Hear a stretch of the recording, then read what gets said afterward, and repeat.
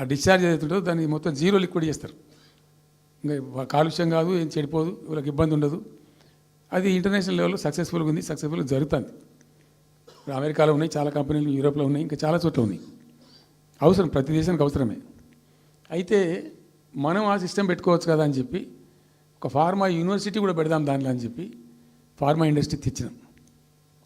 2 హెలికాప్టర్లు తీసుకొని ఆ ఫార్మా బిజినెస్ మెన్ ఎలా అవుతుంటారో వాళ్ళని నేనే స్వయంగా పెట్టుకుని పోయి ఆ ముచ్చర్ల కాడ పోయి తీసుకుపోయి చూపించి ఈ ప్లేస్ బాగుంటుంది కదా అంటే బాగుంటుందని చెప్తే దాన్ని ఫైనల్ చేసి చాలా కష్టపడి 5-6 సంవత్సరాలు పర్సూ చేసి రైతాంగంతో ఘర్షణ పడకుండా ఒక 20,000 ఎకరాలు పెట్టుకొని చేస్తే 14,000 ఎకరాల పైచీలకు వరకు 14,000 నెట్ వచ్చింది ప్రభుత్వానికి. 14,000 acres already acquired by government.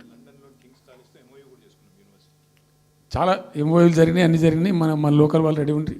అయితే పర్టికులర్లీ జీడిమెట్ల, చర్లపల్లి వీళ్ళు ఏమన్నారంటే, సార్ మాకు ఆల్టర్నేటివ్ స్థలం మంచిగా ఇస్తే మేము అక్కడికి వెళ్ళిపోతాం, ఈ బాధ మాకెందుకు, ప్రజలతో కూడా ఈ బదనాం ఎందుకు, ఆడ పెట్టుకుంటాం.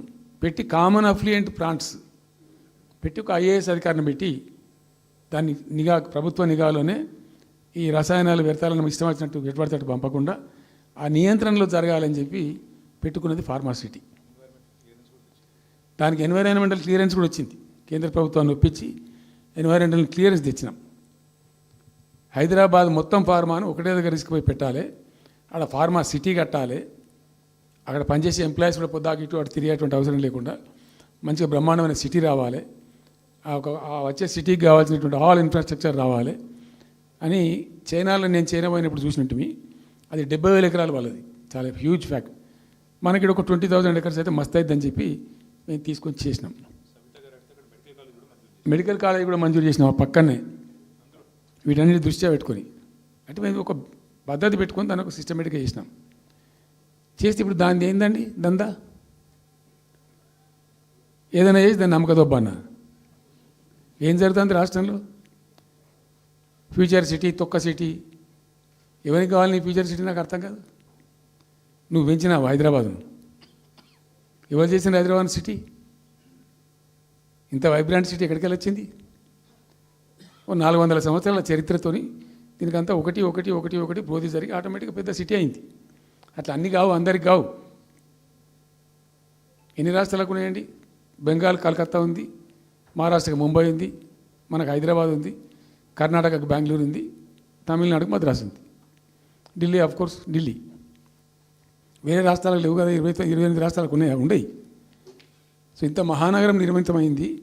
ఈ నగరం యొక్క భవిష్యత్తును దృష్టిలో పెట్టుకొని పెట్టిందే ఫార్మాసిటీ. ఈ సిటీ మొత్తం గబ్బులు వేసిపోవాలి ఇక్కడ దాంతో, నువ్వు తీసుకుపోయాలి ఫ్యూచర్ సిటీ, తోక సిటీ. ఏందన్నట్టు ఇది?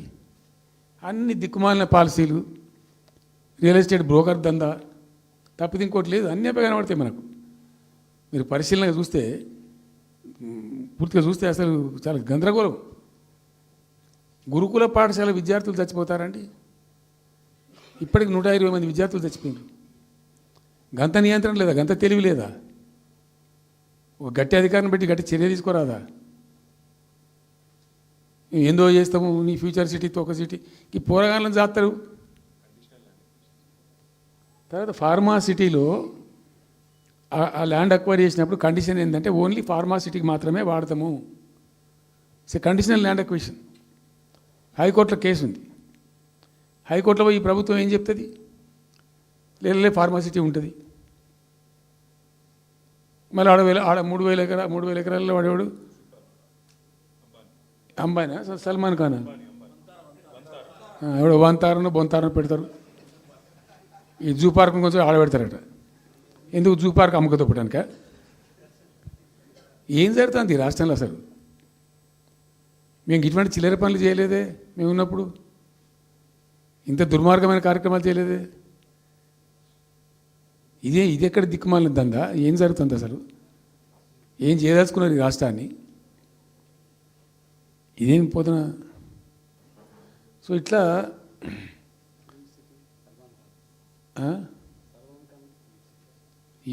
అది ఏందో నేను ఒక్కటే మాట్లాడుతున్నానండి. బిజినెస్ మీట్ పెడతాం, ఎంఓయూలు చేసుకుంటాం, ఏ ప్రభుత్వం చేయాల్సిందే. అడ్డగోలు జమాబందీ దానికి లెక్కలేని కథ అంటే ఏందన్నట్టు, ఒక హైప్ క్రియేట్ చేసుడు, దీనికి ఆజుడు, దీనికి గురువు చంద్రబాబు నాయుడు. ఇప్పుడు చంద్రబాబు నాయుడు చెప్పిన లెక్కల బిజినెస్ వచ్చేది ఉంటే, ఎంఓఎల్ సక్సెస్ అయ్యేది ఉంటే ఆంధ్రప్రదేశ్లో ఈ పాటికి 20 లక్షల కోట్లు వచ్చి ఉండాలి. ఆయన ఫస్ట్ టైం అలా సీఎం ఉన్నప్పుడు ఆ ఊళ్ళో పెట్టే కదా, వైజాగ్లో, అమరావతిలో కదా, వైజాగ్లో పెట్టిండు. వైజాగ్లో ఎవరు వెళ్ళి ఎంఓఎల్ చేసిన వాళ్ళంటే వంట మనుషులు అని చెప్పిండ్రు. ఆ స్టార్ హోటల్లో ఉండే బయట వంట మనుషులు, వాడు ఎవడ సప్లై చేసేటోళ్ళు, వాడు వచ్చి కూర్చోపోయి సంతకం పెట్టే పెట్టిండు వాడు పాపం. అవునా అంటే పాపులర్ అయింది అది.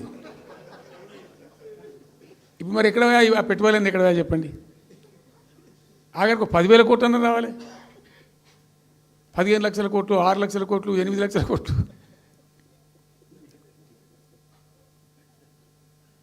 అయితే అప్పుడు తమాషా జరిగింది. ఈ భోపాల్ ముఖ్యమంత్రి, అప్పుడు నేను ముఖ్యమంత్రి ఉంటే, భోపాల్ ఉన్న ఆయన పేరు శివరాజ్ సింగ్ చౌహాన్, ఆయన సీఎం ఉండే. ఆయన ఆ ప్లానింగ్, అదే ఇప్పుడు నీతి ఆయోగ్ ఉంది కదా, దానిలో సబ్ కమిటీకి ఆయన చైర్మన్.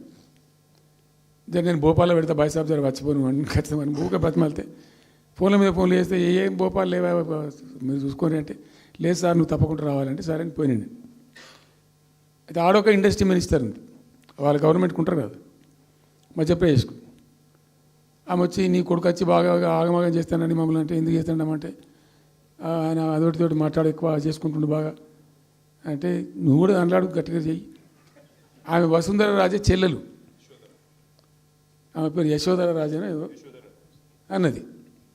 అంటే నేను అంతకుముందు ఒక కొద్ది రోజుల ముందే నేను భోపాల్ పోవడానికి ఒక దాదాపు 2-3 మంత్స్ బిఫోరే మోడీ గారు వచ్చిండు. అక్కడ వచ్చి 14 లక్షల కోట్లకు ఎంఓయూ చేసి పడేసింది. ఇది మధ్యప్రదేశ్ గవర్నమెంట్.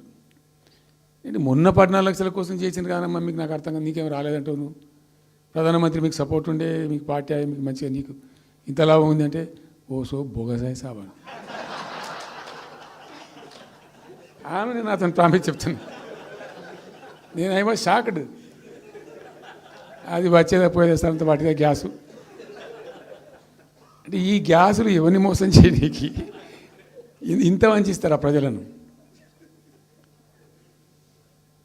నికరంగా వస్తే పెట్టుబడులు రావాలి కదా, కనబడతాయి కదా. ఆ పెట్టుబడులు వస్తే లాభాలు జరుగుతాయి, ఉద్యోగాలు వస్తాయి, ఫ్యాక్టరీలు వస్తాయి, అడిషనల్ ఇన్కమ్ జనరేట్ అవుతుంది, స్టేట్ గవర్నమెంట్కి జిఎస్టీ పెరుగుతుంది. ఏం లేదు, వాటిదే గ్యాసు.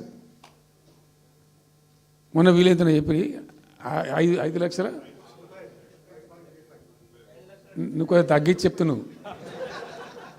నేను పేపర్లో చూసింది 575.